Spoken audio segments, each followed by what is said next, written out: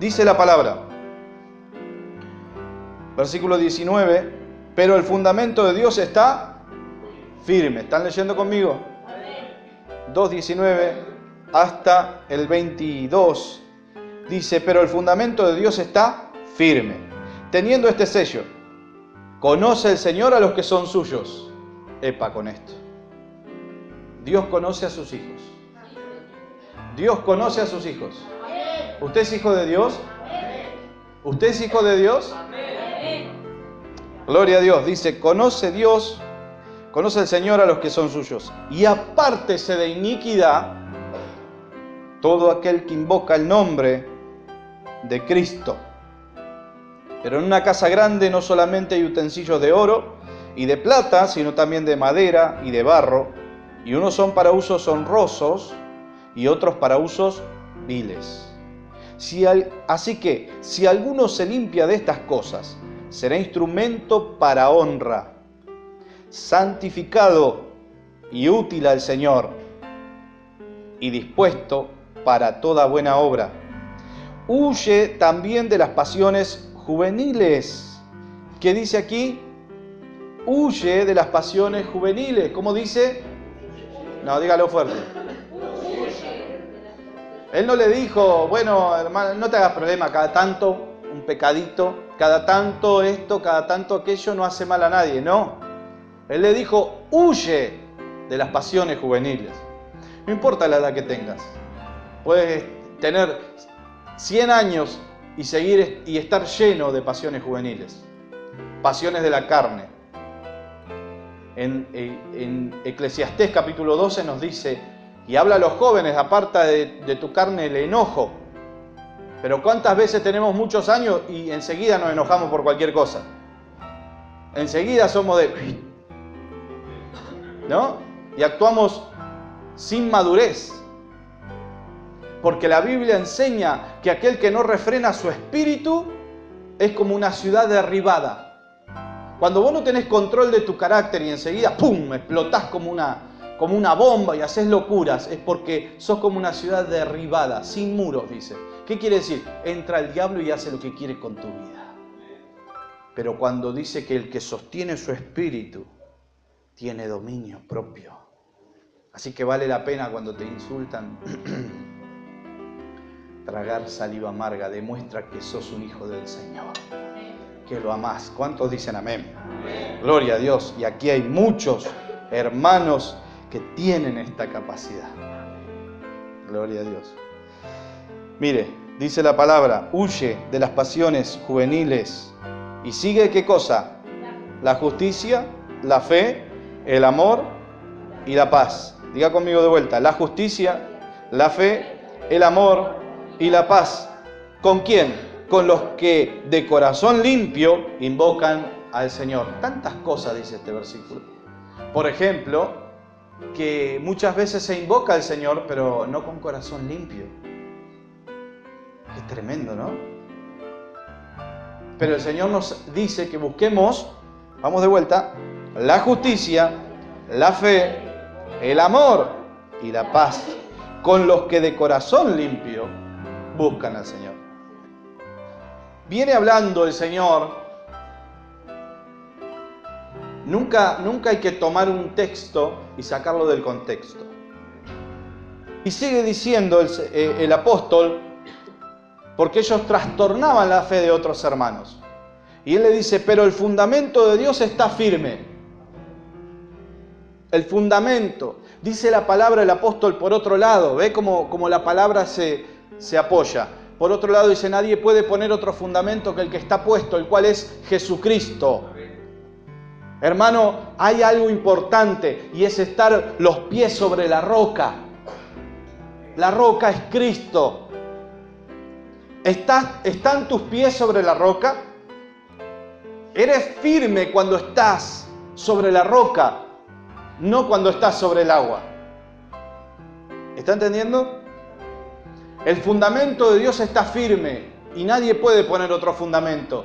Jesucristo es el fundamento. ¿Tu vida está fundamentada en Jesucristo? Es una gran pregunta que tenemos que hacernos. ¿Mi vida está fundamentada en Jesucristo? ¿O está fundamentada en mis pensamientos? ¿O está fundamentada, no sé, en el dinero? ¿Está fundamentada en mi familia? ¿En qué está fundamentada tu vida? ¿En Jesucristo? ¿Es acaso Jesús la razón para que vos vivas? Nadie dice amén. Pero ¿cuántas preguntas dice este texto? ¿Es la razón de lo que hago y dejo de hacer Jesucristo? ¿Es mi anhelo que el Señor sea honrado en todo lo que yo hago? El fundamento de Dios está firme y el fundamento es Cristo, el fundamento de una casa. Amén. En otra parte dice el Señor, dice que Cristo es el fundamento de nuestra casa. Tengo un montón de textos sobre esto. En 1 de Timoteo 3:15, mire lo que dice. El 14 vamos a leer. Esto te escribo, aunque tengo la esperanza de ir pronto a verte, dice Pablo, le dice a Timoteo, para que si tardo sepas cómo debes conducirte en la casa de Dios. Amén. ¿Para qué es la palabra de Dios? Para que sepamos conducirnos en la casa de Dios, que es la iglesia del Dios viviente, columna y baluarte de la verdad, e indiscutiblemente grande es el misterio de la piedad. Así que es la iglesia del Dios viviente, columna y baluarte de la verdad, y Él es el fundamento de la iglesia. Cristo es el fundamento de la iglesia. La iglesia puede hacer muchas cosas, pero Cristo es el fundamento. Cristo es el fundamento de todos los ministerios. Cristo es el fundamento de todo lo que se hace y se deja de hacer. Cristo es el fundamento. ¿Cuántos dicen amén? La Biblia dice que es columna y baluarte de la verdad. La iglesia sostiene la verdad. Es columna de la verdad.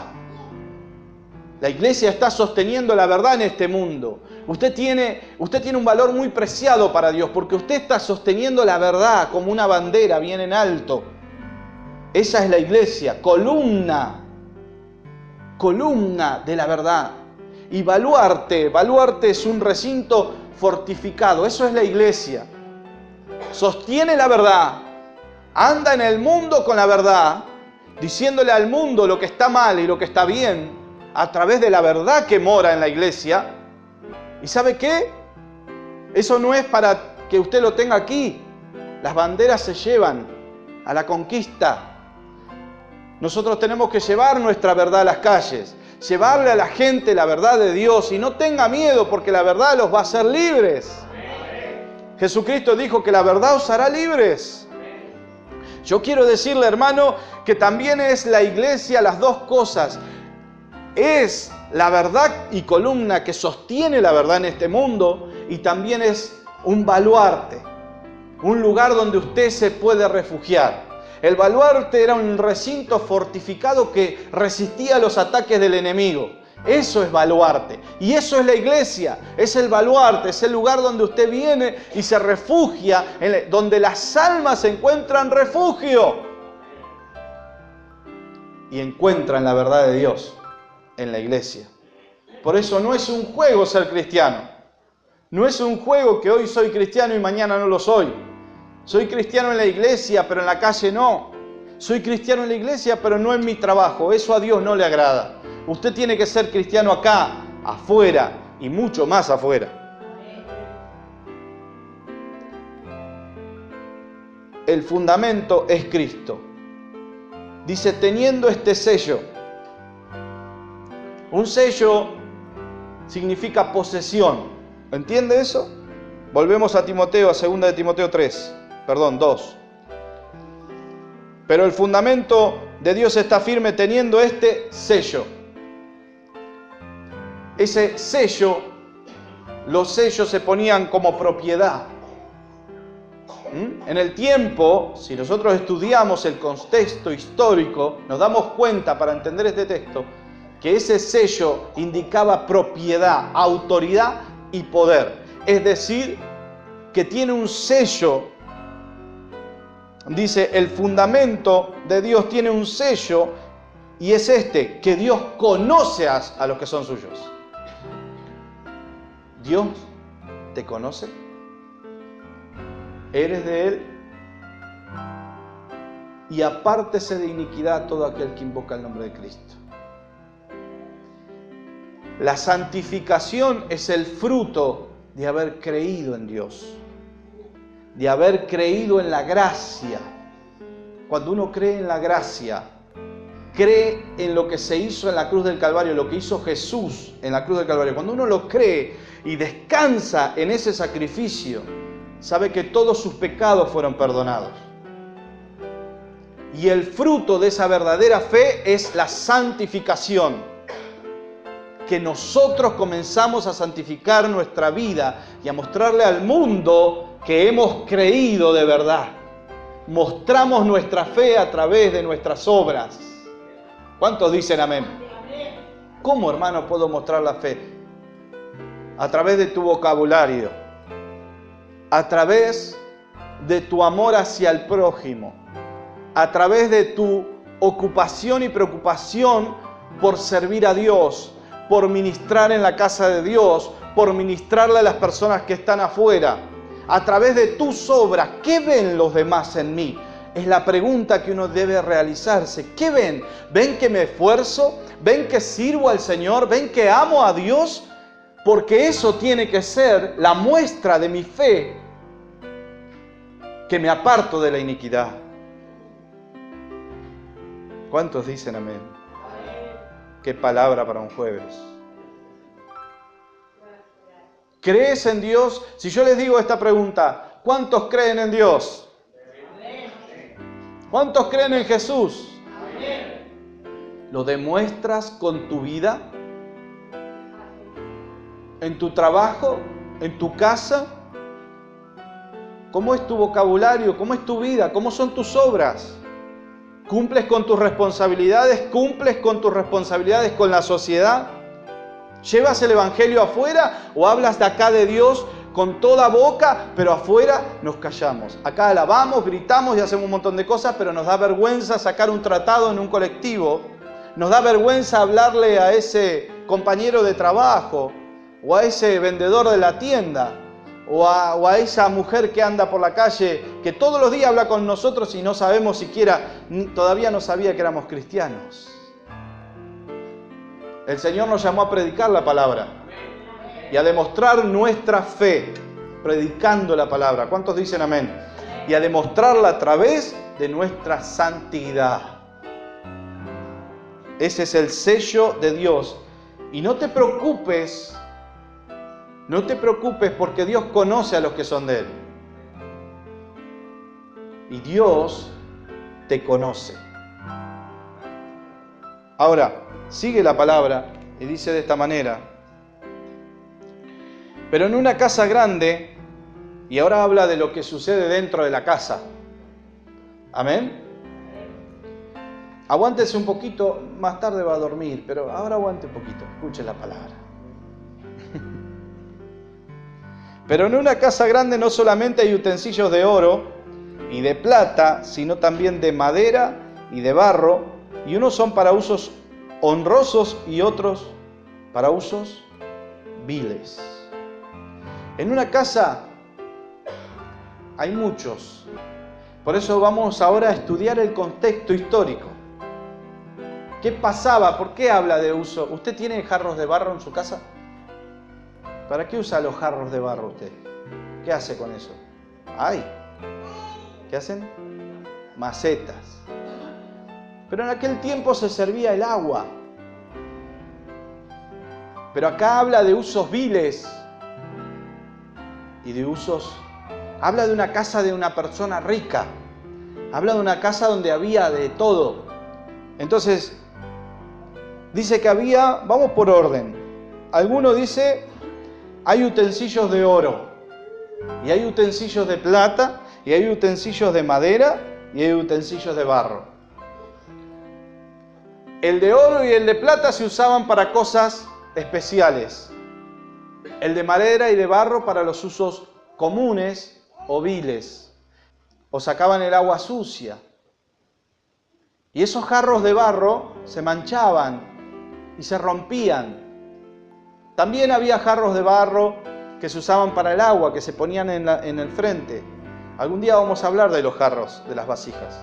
Pero en este caso usa esos vasos de barro para usos viles, está diciendo. Y esos vasos de barro eran, por ejemplo, se usaban para sacar la basura, para poner cosas que no servían, porque no importaba si se manchaba. No importaba si se manchaba, no importaba si se rajaban. Total, esos, ¿sabe dónde iban a parar? Al campo del alfarero. ¿Sabe lo que tipifica el campo del alfarero? El mismo infierno. Hoy puede que haya en la presencia de Dios, en la casa de Dios, vasos de barro. Lo importante es qué quiero ser yo. ¿Quiero ser un vaso de barro y terminar en el campo del alfarero? ¿O quiero ser un vaso de oro? El oro tipifica la divinidad.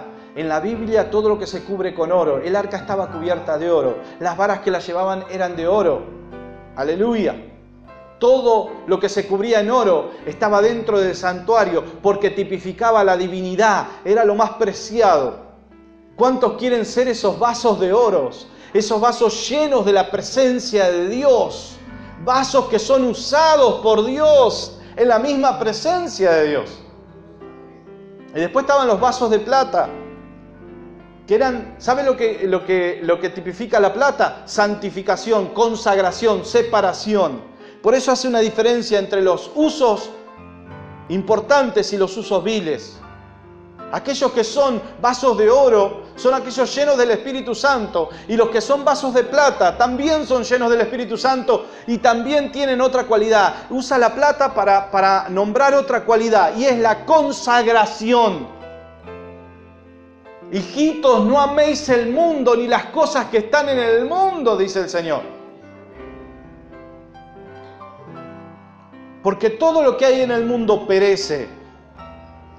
El que se consagra se olvida de las cosas del mundo. El que se consagra pone primero al Señor y se vuelve un vaso de plata y un vaso de oro.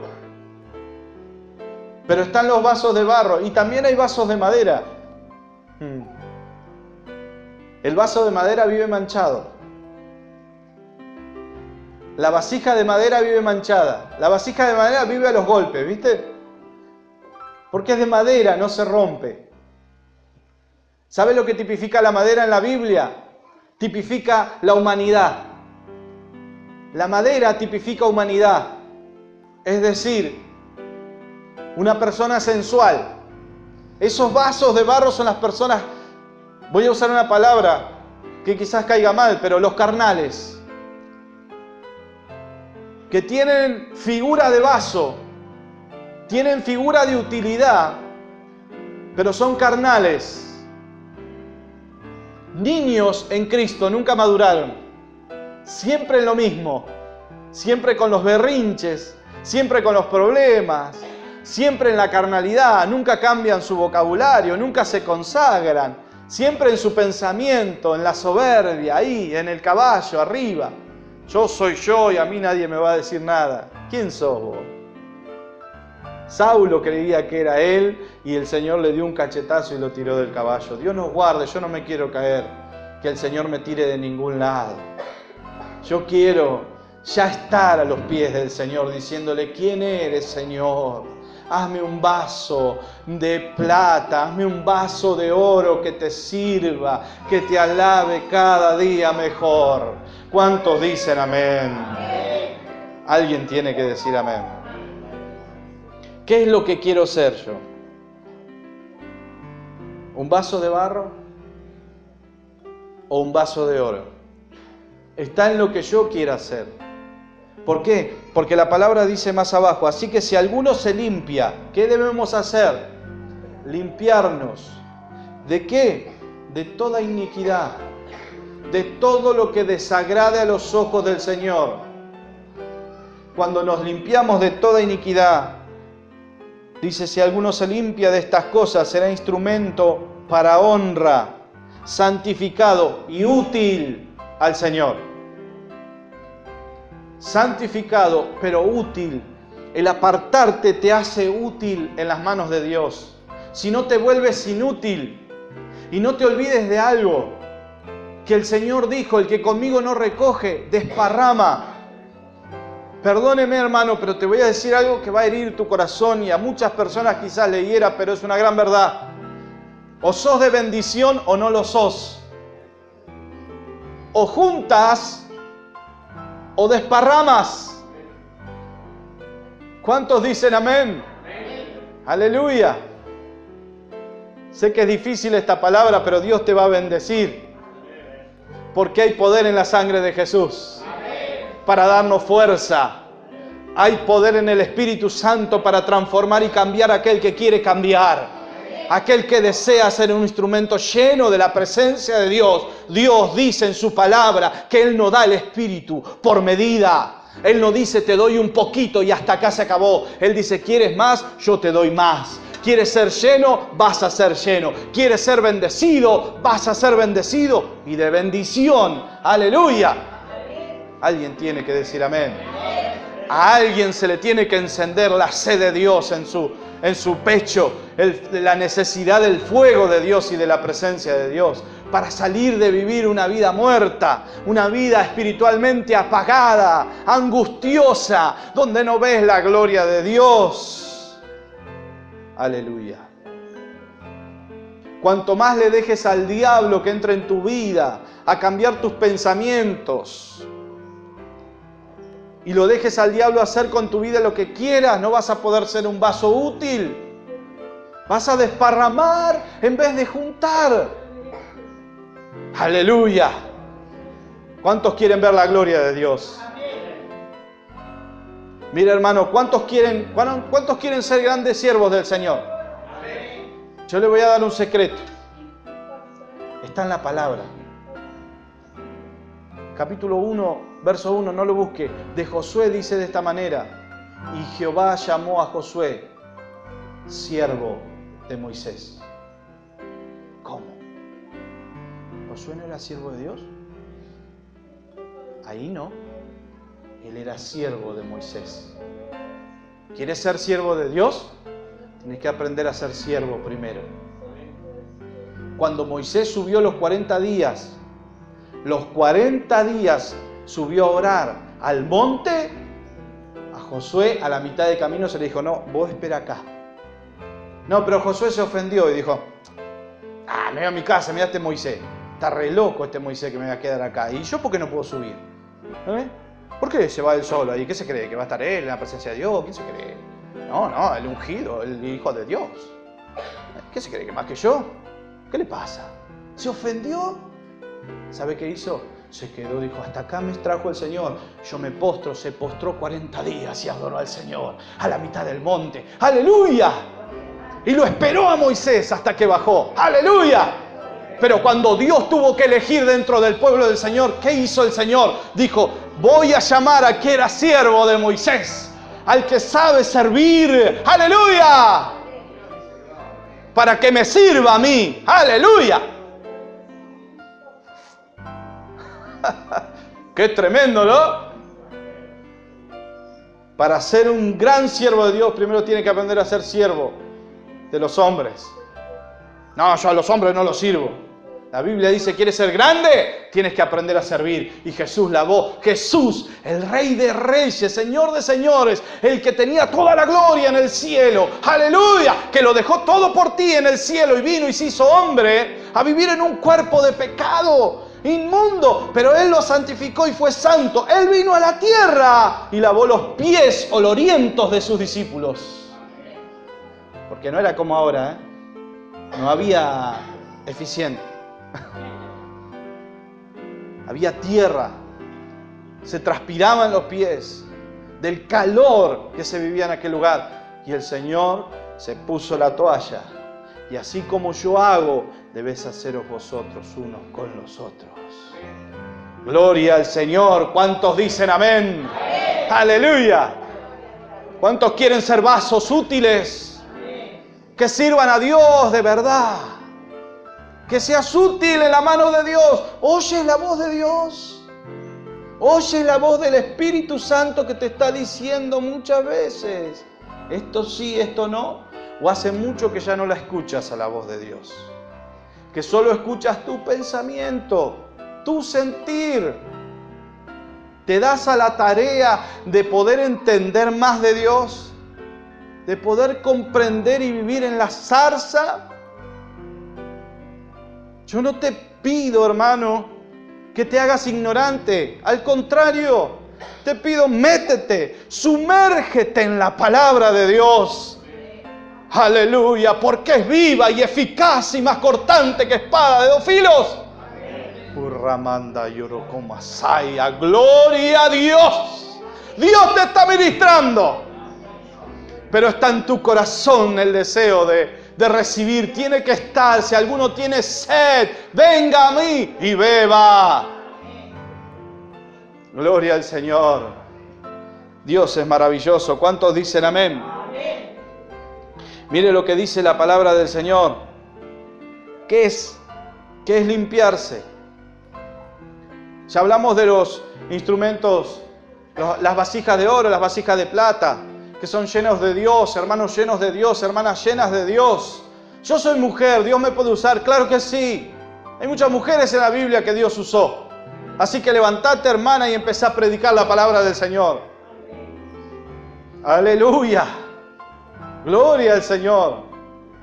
Varón, tú puedes servir a Dios, pero de verdad, lleno del Espíritu. Porque, ¿qué dice la palabra? He aquí el Señor busca adoradores que le adoren. ¿Cómo? ¿Que le adoren cómo? ¿En la carne? ¿Que le adoren cómo? En espíritu y en verdad. Dice la palabra, o eres frío o eres caliente. Pero términos medios. Medio convertido, medio consagrado, medio en la iglesia y medio en el mundo. No quiero, dice el Señor. O te la juegas por mí, o no te la juegas. Pero medios no me gustan. Los grises, dice el Señor, no me gustan. Aleluya. Gloria al Señor. Pero los que temían a Jehová hablaron cada uno a su compañero. Se ve que habrán dicho, ¿no? Che, ¿escuchaste la palabra? Vamos a buscar a Dios. Vamos a buscar al Señor. Es necesario que tengamos una vida llena de su presencia. Gloria al Señor. ¿Está entendiendo lo que le quiero decir? Y Jehová oyó. Dios está escuchando en este momento tu corazón que dice, yo necesito de Dios. Que tu corazón está diciendo, Dios me está hablando en este día. Y Dios dice, Jehová oyó y escuchó. Y no solo Jehová lo escuchó, sino que Él dijo a los ángeles, vamos a escribir. Y fue escrito en el libro para memoria delante de la presencia de Dios. Y el Señor dijo, y los perdonaré. Como el padre que perdona a su hijo que le sirve. Serán para mí, dijo el Señor, especial tesoro en el día en que yo actúe. ¡Aleluya! ¿Está entendiendo?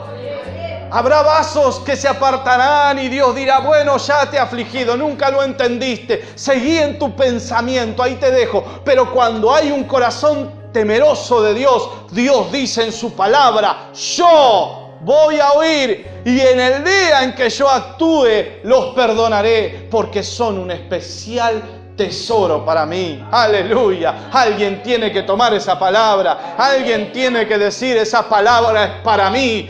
Yo temo a Jehová de los ejércitos y sirvo al Dios Altísimo. Alguien se tiene que decidir a ser lleno del Espíritu Santo. A no ser derrotado, sino ser alguien que batalla las batallas de Dios y las gana en el nombre del Señor. Alguien que se levanta y dice, puede que vea todo negro, pero yo le creo a Dios. Aleluya. No importa lo que están viendo mis ojos, porque mis ojos ven lo que tengo delante, pero Dios ve mucho más allá. Aleluya, tú ves tu problema ahí delante tuyo. Tú ves tu pensamiento y tus cosas, pero Dios ve mucho más allá. Dios tiene poder para hacerlo todo. ¡Aleluya! Alguien tiene que adorarlo. Alguien tiene que bendecirlo. Gloria al Señor. Mas a vosotros los que teméis mi nombre, dice el Señor, nacerá el sol de justicia. ¿Le temes a Dios? ¿Tienes respeto a Dios? ¿Tienes ese temor reverente? Dios dice, nacerá el sol de justicia en tu vida. Vamos, iglesia, tome esa palabra. Llévesela a su casa. Si usted ha temido y teme a Dios, dice la palabra, nacerá el sol de justicias y en sus alas traerá salvación.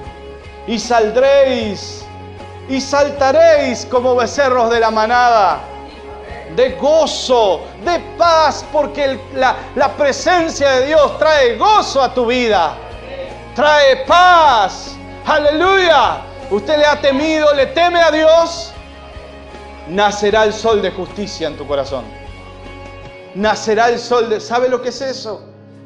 Es que Cristo nazca en tu corazón, que la presencia, el fuego de Dios irradie en tu vida y la gente diga, ¿qué es lo que tiene este hombre? ¿Qué es lo que tiene esta mujer? ¿Qué tiene que sonríe todo el tiempo? ¿Qué tiene para estar feliz si no tiene nada de lo que tengo yo? Pero es feliz.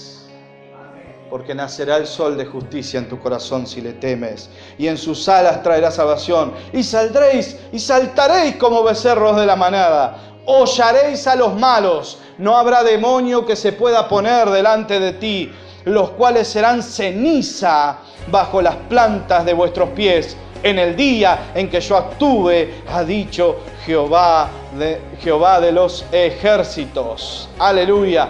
Acordaos de la ley de Moisés, mi siervo, la cual encargué en Horeb, ordenanzas y leyes para todo Israel. Alguien que le alabe. Porque Dios te está diciendo, iglesia, todavía usted no lo está entendiendo. Dios te está diciendo que si le temes, Él va a llenarte de su presencia. Va a llenarte del Espíritu Santo. Dice el Señor y está diciendo que llenará de su presencia tu vida.